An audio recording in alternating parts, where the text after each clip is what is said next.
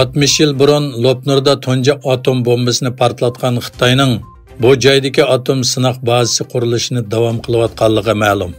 New York vaqt gazetining 20 dekabrdagi xabarda aytilishicha, Xitoyning yer ostida qazgan atom bombasi sinoq toneli kam deganda taxminan 3 dan 1 ingliz mili 536 metrga yetgan.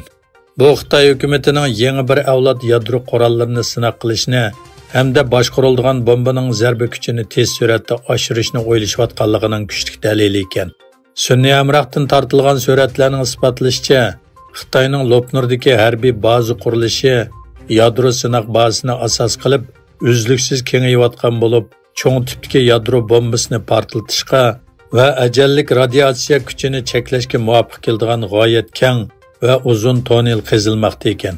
Lopnur yadro sinoq bazasi 2 ingliz mili 3,2 kilometrdan oshadigan cho'ng bino va texnikalik sinoq o'rinlaridan tashkil topgan bo'lib, 2017 yildan boshlab bu yerga 30 necha bino qo'shilgan yoki remont qilingan.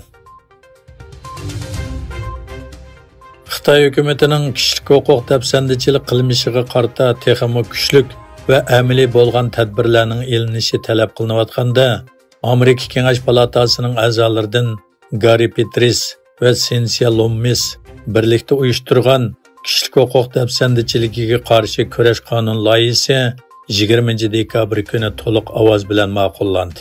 Ularning rasmiy tor betida berilgan uchurlarga qaraganda, bu qonun loyihasi nuqtali holda Amerika sudi sohasini nishon qilgan holda tuzilgan. Shundaqla Amerika sudi ministerligining sudi sohasidagilarga ko'rsatmalik holda sudi obyektlarini tanlab berishda manba bo'lish rolini o'ynaydi ekan.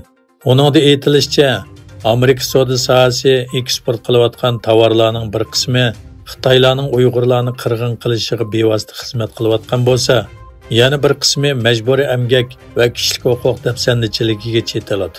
Bu qonun loyihasi rasmiy holda qonunga aylansa, sudi sohasidagilarning Xitoyga qaratgan bu xildagi eksportini qonun nuqtasidan cheklash amalga oshadi ekan. Uyg'ur kishilik huquq qurilishining direktori Ömer Qanat bu qonun loyihasini qizg'in olqishlaydiganligini bildirgan.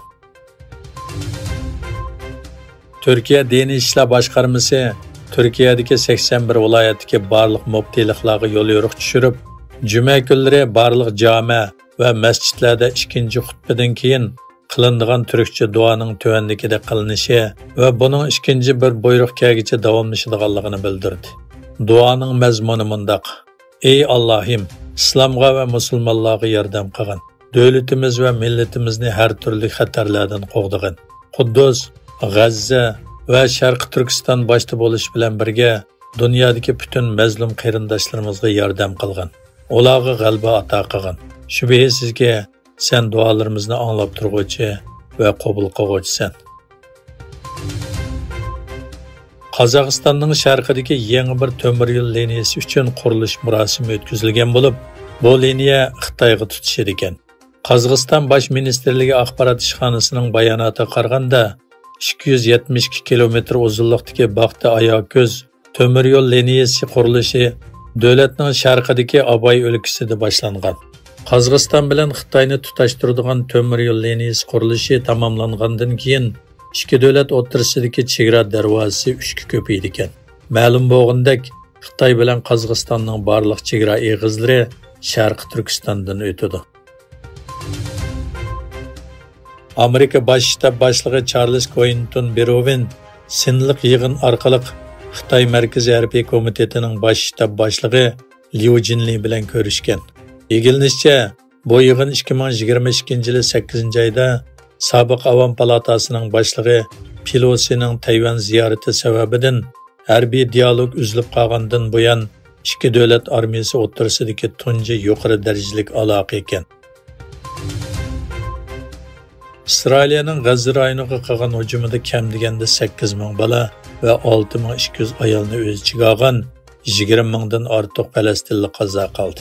53320 odam yaralandi. G'azzadagi Sahiyya ministrligining xabariga qaraganda, İsrailiyaning 7-oktyabrdan buyongi hujumida qazo qilganlarning soni 20057 ga yetgan. 53320 odam yaralangan. İsrailiya kishilar panohlanadigan doktorxona va muarif organlarini nishonlab, fuqarolarning ul aslahalari vayron qilib etilgan bo'lg'ashqa, minglagan qazo qilganlarning xarobilik ostida ekanligi ma'lum.